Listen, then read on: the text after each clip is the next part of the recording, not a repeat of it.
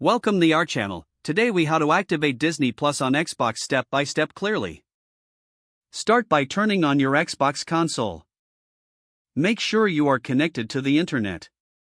Navigate to the Microsoft Store from your Xbox home screen. Use the search bar to type in Disney Plus. Select the Disney Plus app from the search results. Click on the Get or Install button to download the app. Wait for the app to finish installing on your console. Once the installation is complete, return to the home screen. Locate the Disney Plus app within your list of installed games and apps. Open the Disney Plus app by selecting it. When the app launches, you will see the option to log in or sign up.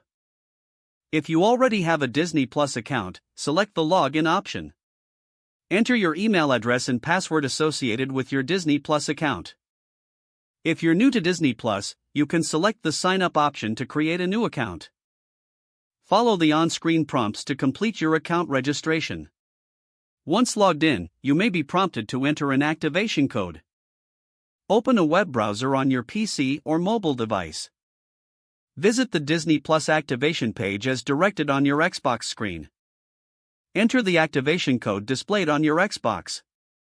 Click Continue to link your device to your Disney Plus account. Return to your Xbox to finish the activation process. Once your account is activated, you can browse and stream content on Disney Plus. Enjoy your favorite shows and movies right from your Xbox console. If the page does not load, refresh the browser or try again in a private or incognito window. Make sure you are using the correct email address, then retype it carefully to avoid small typos. If your password is not accepted, use the reset option and create a new strong password you can remember. Check your spam folder for verification or security emails, then complete any requested confirmation steps.